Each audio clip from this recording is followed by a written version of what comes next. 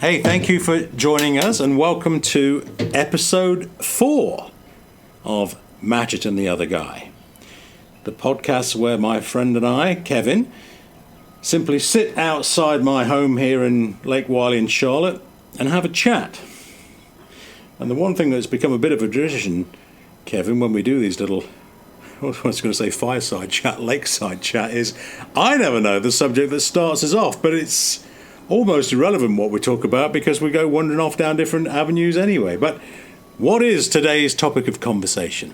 I thought it'd be interesting to take a look at how different it's been with you living down here on the Point during this trying different times and compared to myself who lives a little bit more in toward the city, and how our experiences have been different the past few months. Yes, with the COVID lockdown, for example.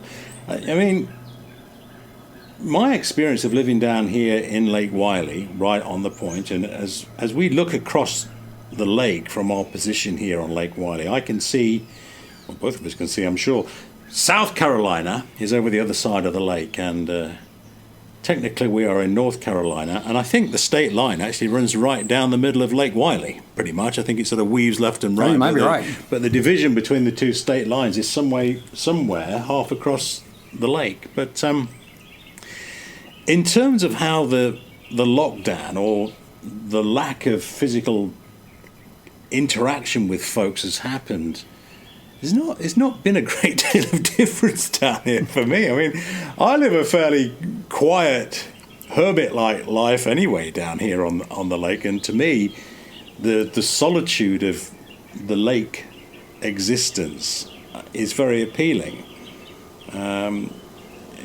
As a writer, when I write, I like it to be quiet anyway.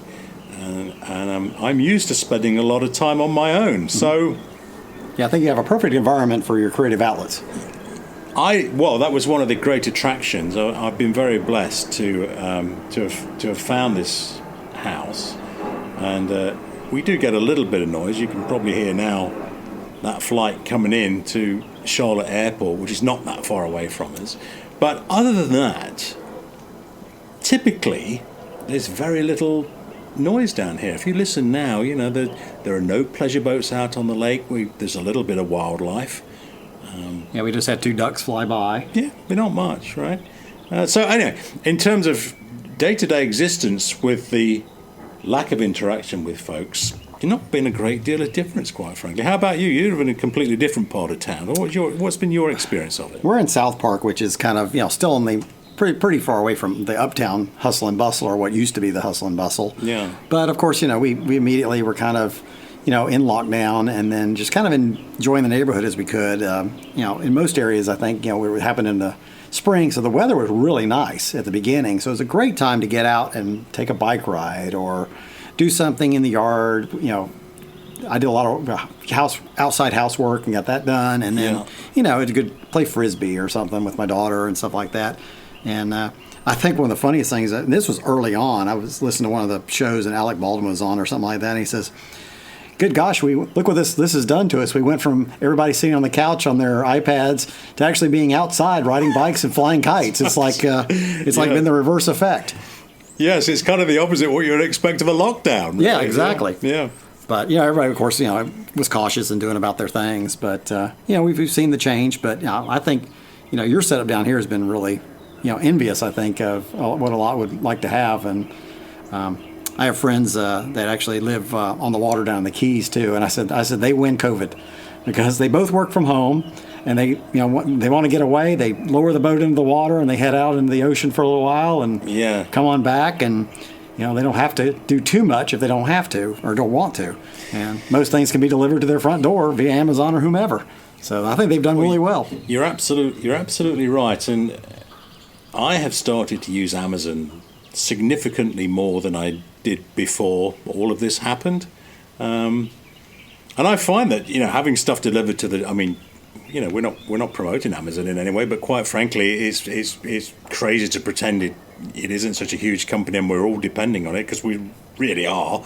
But I've started to use the Amazon Fresh service and get supplies left at the door because I don't really want to go to the supermarket and interact with people if I can find a way not to do that, quite frankly. Yeah. But talking about the lockdown and people's interactions and different reactions to it. And this is one of the reasons why we decided to explore the idea of having one of these podcasts and put the ideas together, is that idea of it's still important to feel connected to people, even though we can't be physically close to one another. We have to social distance and we have to wear masks as much as we can, and when we're out and about, of course, we do that. But there is a desire for closeness. I think it's part of the human condition that we want to feel close to one another and interact with one another. And that, dear listener, was the idea of putting this podcast out there and letting you join us just for a chat about nothing for 40 plus minutes once a week as we sit out here on the lake. Sure, you could be on your own porch or, in the driveway or wherever, put your headsets enjoying the time we have. Put your earbuds in, or again, as I've said in a previous episode, whether you're listening to podcasts on the train or in the car or at home when the kids have gone to bed or however it is.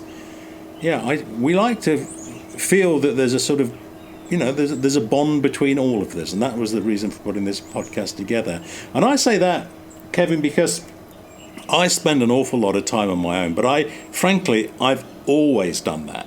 I'm very comfortable in my own company, but there is nonetheless a great difference between being alone and feeling lonely. And feeling lonely feeling lonely is the thing that we don't want, I believe. And there are times, no question, during this lockdown period where I've felt lonely and want more interaction with people. But again, there's in the same token, I can sit down here for days, and days turn into weeks and weeks turn into months where I'm reading or pottering about the house or repairing something in the garage or repairing the boathouse or plodding about with the boat in the boathouse, So I feel occupied, but there are times when I've definitely felt the need for more stimulus from other people. Has it been the same for you? Have you felt different? Well, I have my wife and daughter at the house, and of course we're all at the house during a lot of this. And really, my wife works from home and did that before this anyway. And then I kind of felt kind of bad for her in that now her day has just got us on top of it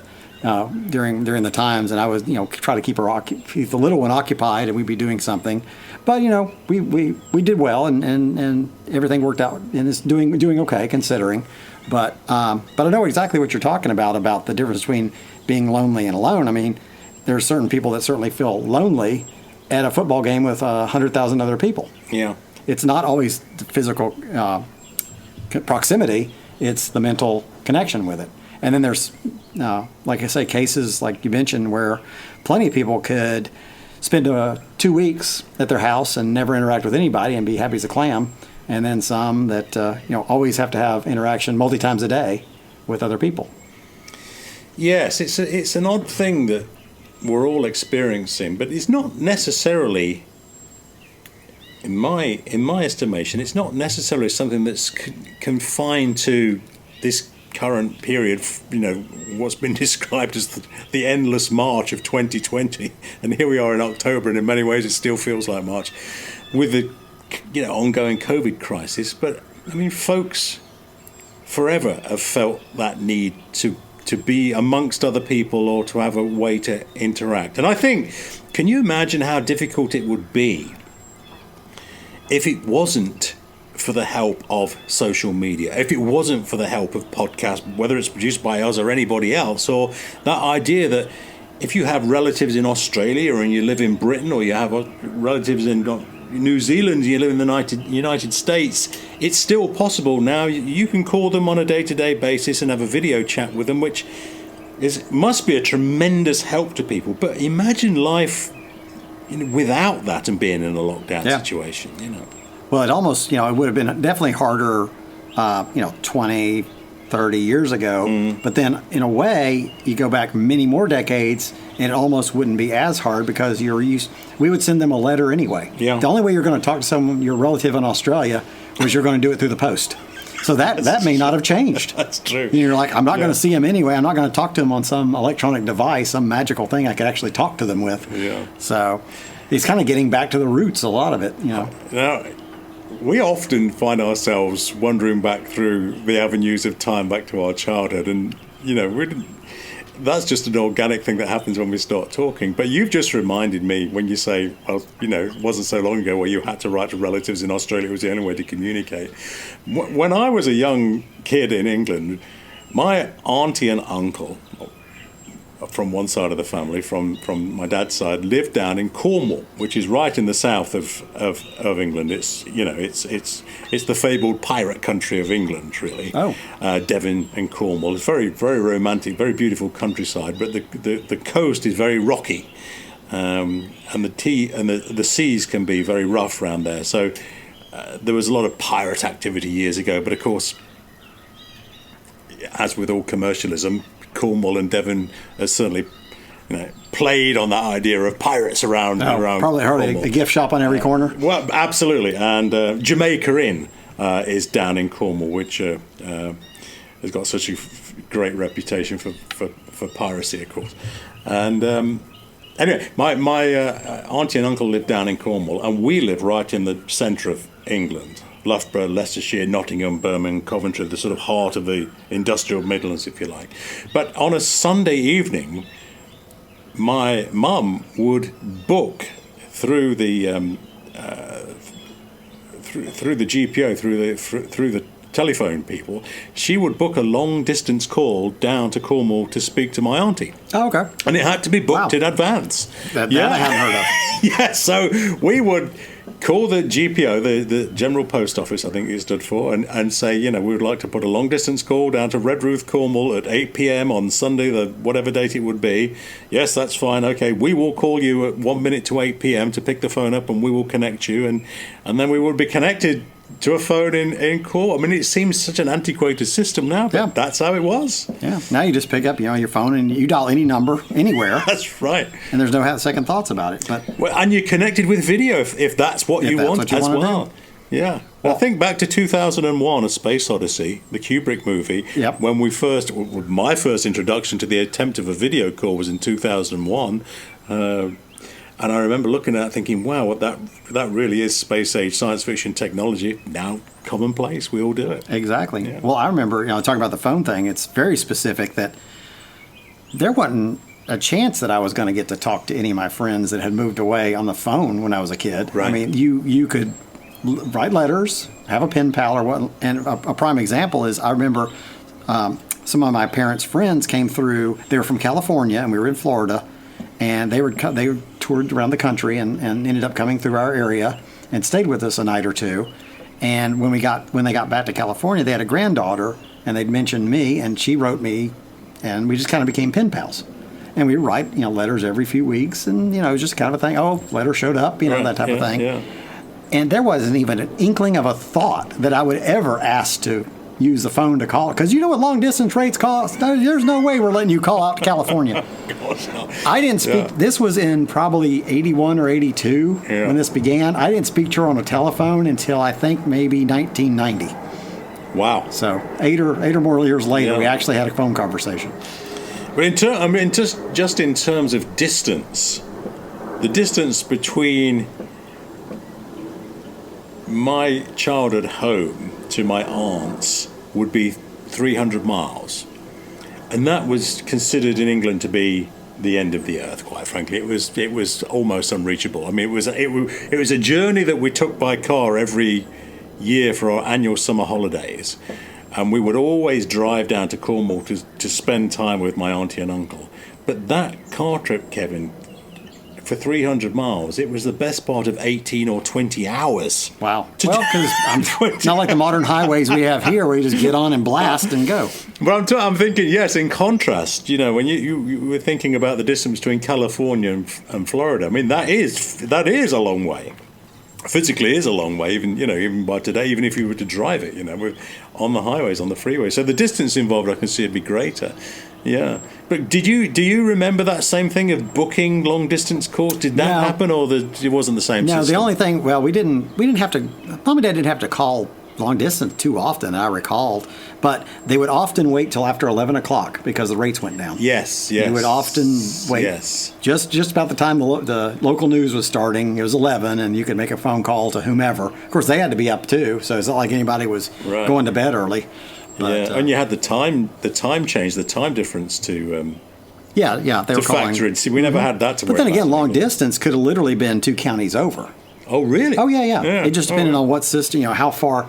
For example, my sister's husband's mother lived in the next county over, but when she would come to visit and go home fairly late at night, like if it was after dark, they had a system in place that once she got home, she would call their house and let it ring twice and not let it ring anymore. And they wouldn't have to pick it up, and they would say, "There she is," saying that she arrived home safely, and that was their signal. Ah, that sounds very familiar. I have a feeling folks used to do that in England too.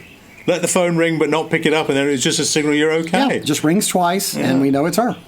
So, hey, it works. It didn't cost a nickel, and there you go. Yeah. And that distance, refresh my memory, excuse my ignorance, the distance between Florida and California. 3,000 miles. 3,000 miles. Pretty much across America is 3,000 miles, give or take. Yeah, so when you think the east coast of the States to England is about the same, it's about 3,000 something miles, isn't it, from coast to coast across the Atlantic back to England, which is a huge distance. Yeah.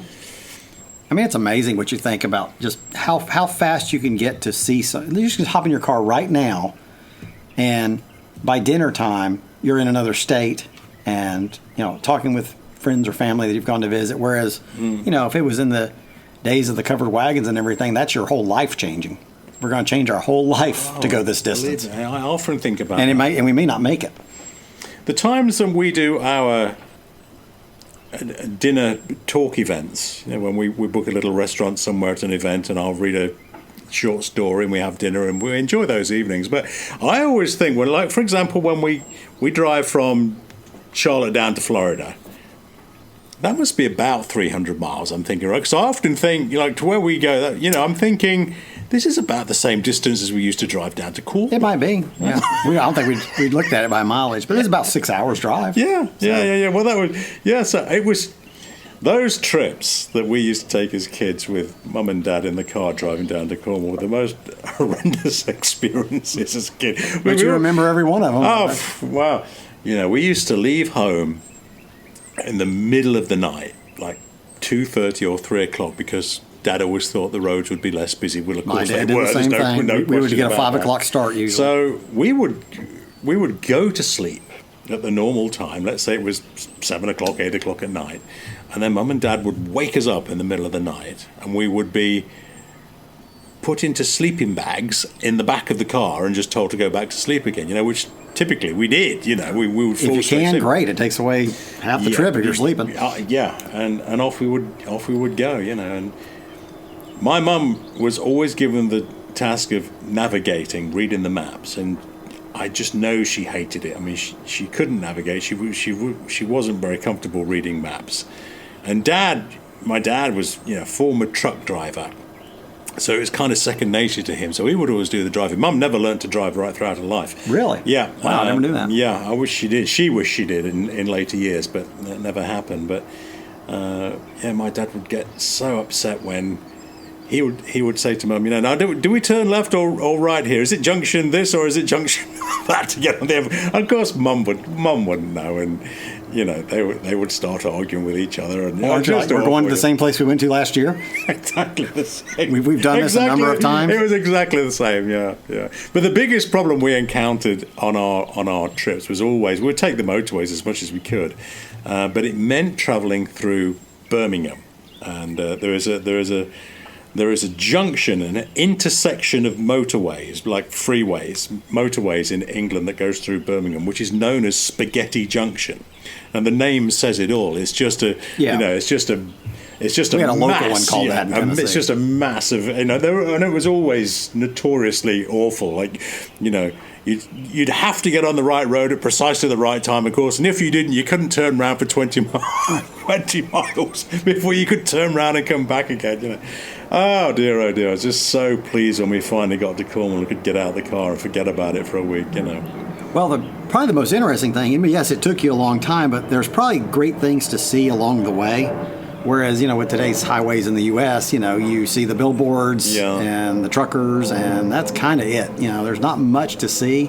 Whereas, any of the old days when you travel those back highways and stuff like that, there'd be the local lodging place, the local souvenir shop, the diners, a lot of stuff that was like Route 66 is the most famous in the U.S. It's been romanticized in film and TV, and I'd love to do that. The old days the glory days of travel, road travel.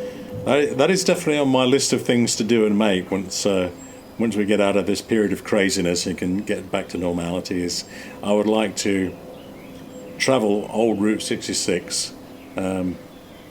In an old Gen 1 Camaro or something, like a 67, 68, 69 Camaro. Something fitting. And just go off without. And here's the thing where childhood always has an effect on later life. I've planned it for years, thinking wherever I go in life, I'm always going to allow time, if ever possible, just to stop whenever we want to stop, get out and see things whenever we want to see things, because my dad. Dear old Dad, he didn't have an awful lot of patience at the best of times. But when we talk about this Cornwall trip again, when we set off to Cornwall, he would be determined to try and get down there as fast as possible in one hit if we possibly could. Well, of course we couldn't because we had to stop. I think that's an ingrained dad thing. You've got to make good time. We're going to make good time. Yeah. Yes, I'm sure, it was his thing. Like and my other auntie, also on my dad's side, Auntie Phil, and Uncle Lionel, Phil and Lionel, they were so completely different in personality to A, my dad, and B, my auntie and uncle down in Cornwall, where Auntie Phil used to run a pub in Derby, quite close to where we lived. So you already know, like, her attitude to life was infinitely more laid back. Like, it's just whatever, like, there's no problem, there's no rush. What are you rushing about for? Just take your time, stop, go and look at something and all that. And of course that used to wind my dad up more than anything when they'd go off together, because he was just the opposite. Like you just said, it's a dad thing. Got to get there.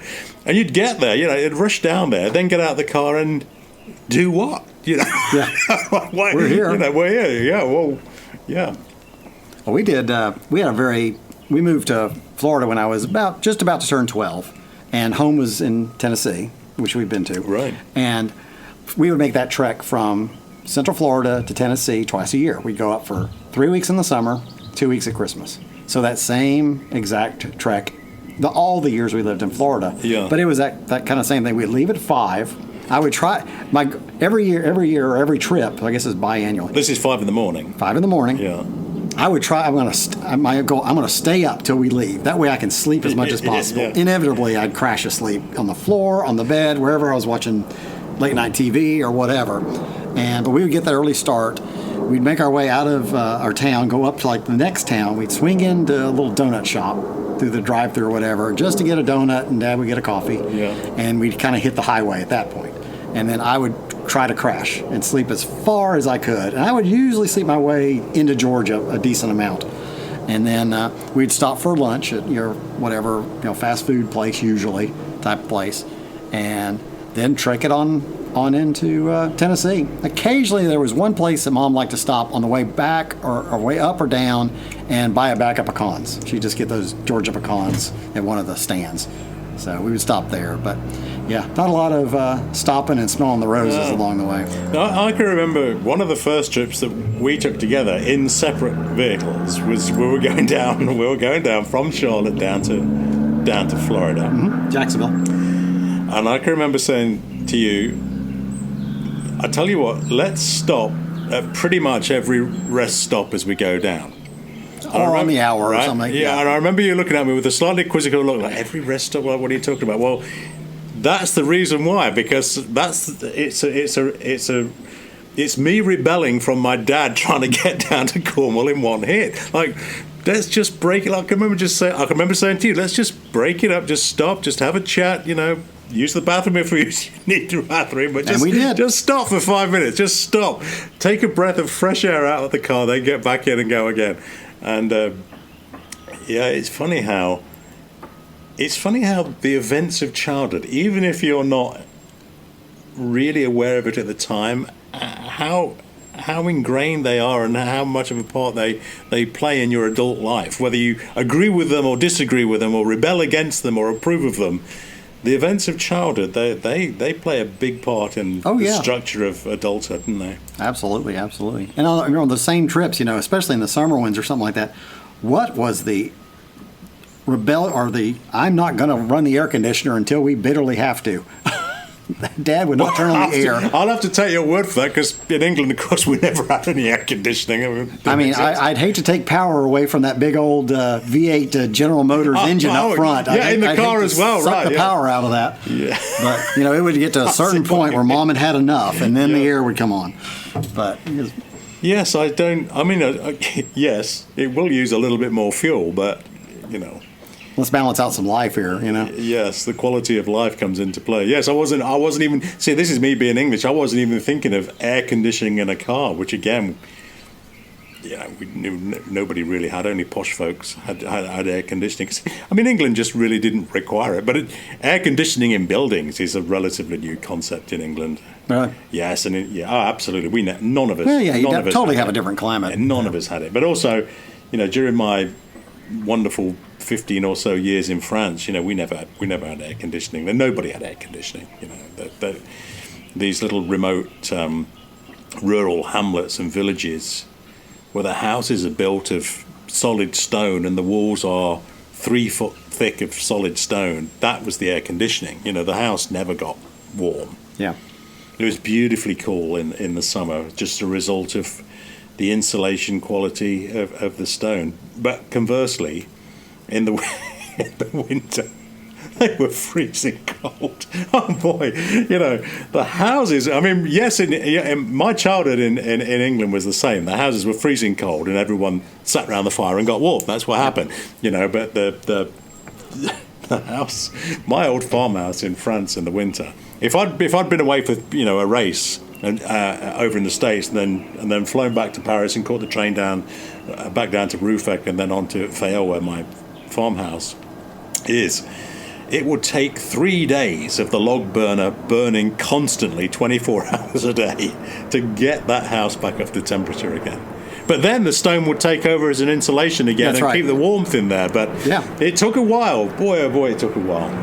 Well, you definitely learned to bundle up, put on a shawl sweater, and So when you talk about air conditioning, have a throw on you. Yes, you're right. I mean, the States is completely different to Europe in that respect. I mean, now we keep hearing of these awful heat waves and whatever that's happening in Europe that never used to happen as a result of climate change, no question, and different times. But funny enough, my mum, when she was a very young girl living in England, she always lived in England her entire life, she would tell me of snowdrifts in England when she was a young girl, and she would walk to school. She would walk literally over the fields, like 6 or 7 miles to school. No one escorting her. It was just a different time. It was just a different world, different time. But she would, her and her girlfriends, classmates, they would walk over, the meadows to school.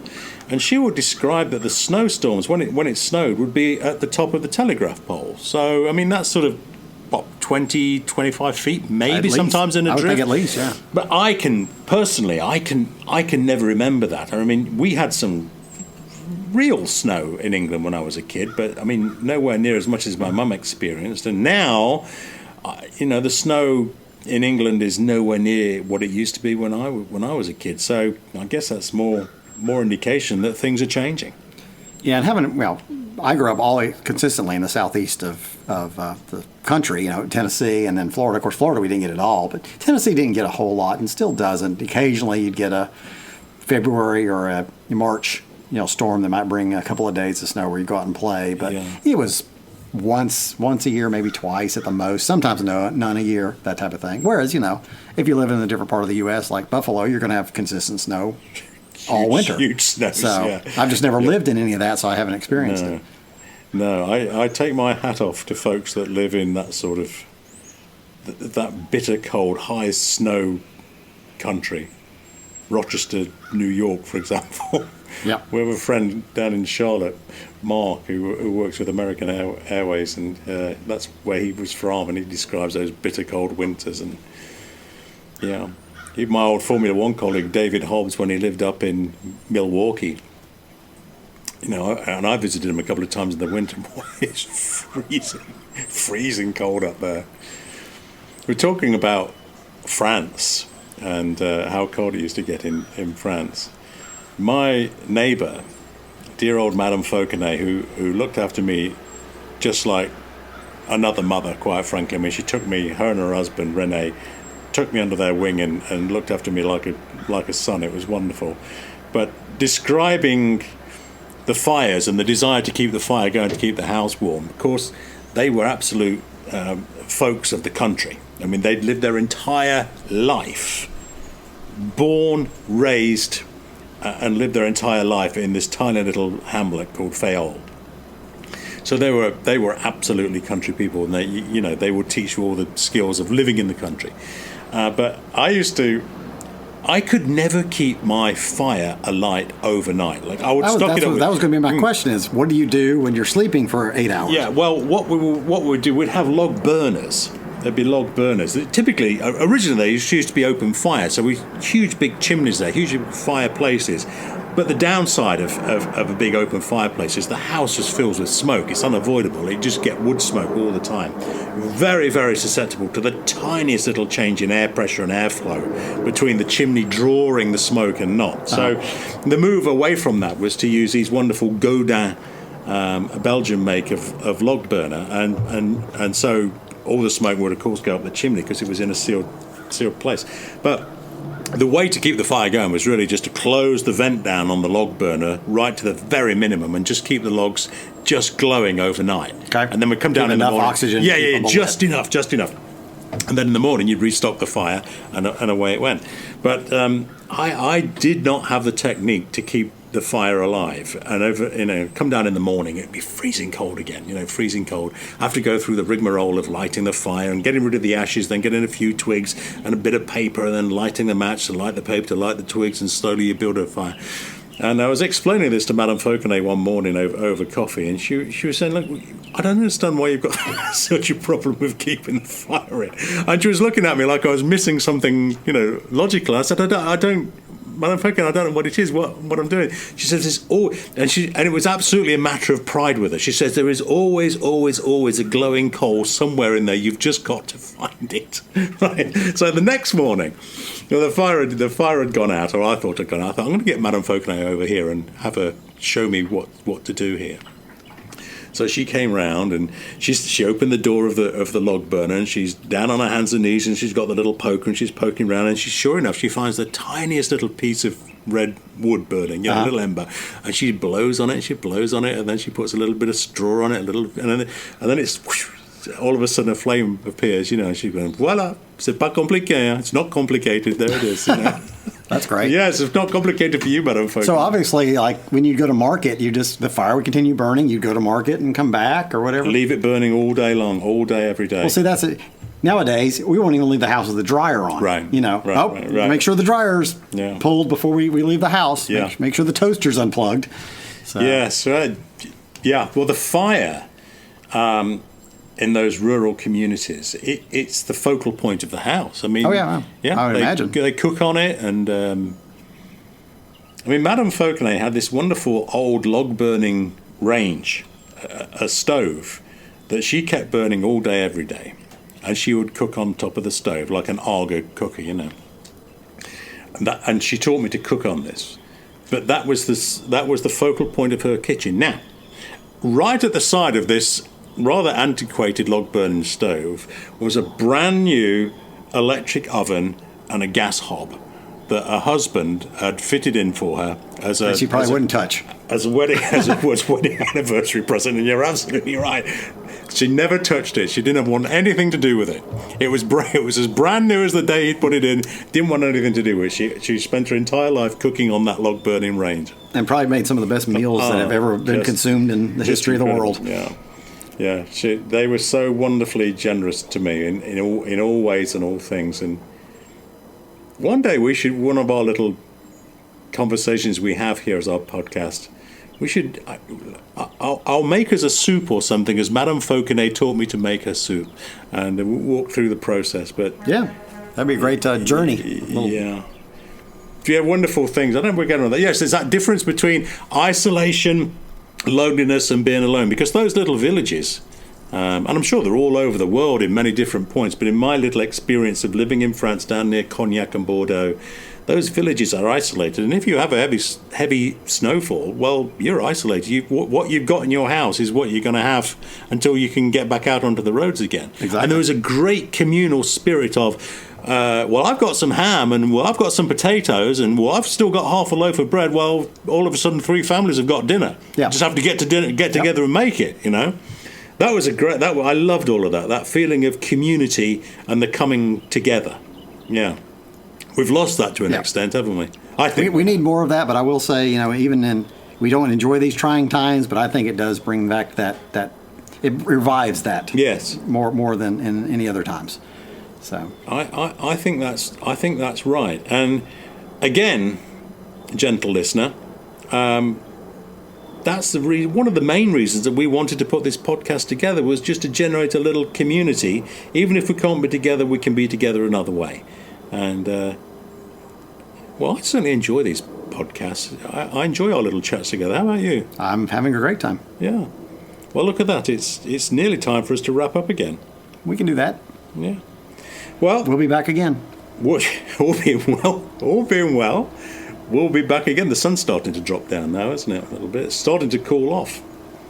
But we've had a fun chat. Thank you for joining us, and join us again for the next episode of Matchett and the Other Guy. Say goodbye, Kevin. Until then. Bye.